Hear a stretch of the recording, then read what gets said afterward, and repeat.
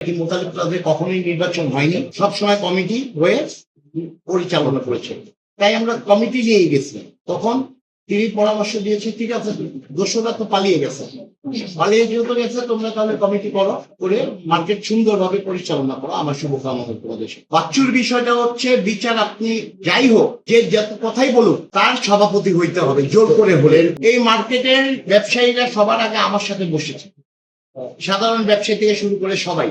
যখন এই 5ই আগস্টের পরে মার্কেটটা একটু উশৃঙ্খলা অবস্থায় চলে যায়, মার্কেট একটা অগোছলা অবস্থায় চলে যায়, একটা সুনামধন্য মার্কেট, তখন ব্যবসায়ীরা বলেছে যে ভাই আপনারা এভাবে কমিটি না করে আপনারা একটা নির্বাচনের প্রক্রিয়া করেন। পবন ভাই, সাধারণ ব্যবসায়ীরাই তাদের প্রতিনিধি বেছে নিন, আপনার নাম স্বর্ণাক্ষরে লেখা থাকবে। ওইটার পরিপ্রেক্ষিতেই পরবর্তীতে আমি পূর্ণাঙ্গ কমিটি দেওয়ার স্থান থেকে সরে এসে অ্যাডহক কমিটির উদ্দেশ্যেই আমি আবার আব্বাস চাচার কাছে যাব। তার আগেই বাচ্চু, শামীম মোল্লা কারো মাধ্যমে গিয়ে আব্বাস চাচাকে অতীতের কিছু বিষয় যেগুলো আমার আব্বার রাজনৈতিক প্রতিদ্বন্দ্বী যারা ছিল তারা মিথ্যা বানোয়াট ভাবে প্রচার করেছিল, অতীতের কিছু কাজ মিক্সিং করে ওগুলি নিয়ে চাচাকে ভুল বোঝানোর চেষ্টা করছেন।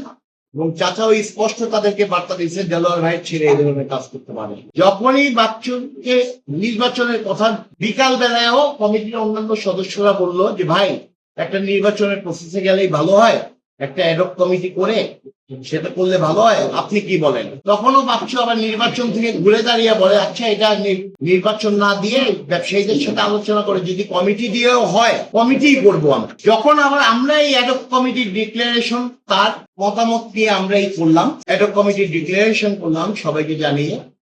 ডিক্লারেশনের পরেই বাচ্চুর মোটিভ চেঞ্জ হয়ে গেল। সে তখন ওই যে বিচার যাই হোক তালগাছ আমার, সে তখন প্রেসিডেন্ট হওয়ার জন্য আমাকে এখানে ওপেন হুমকিও দিল, দুদিনের মধ্যে আমাকে গায়েব করে দেবে, শালুককে গায়েব করে দেবে, অথবা মামলার মাধ্যমে আমাদেরকে হয়রানি করবে, যা সাধারণ ব্যবসায়ীদেরকে করছে তার মামাকে নিয়ে।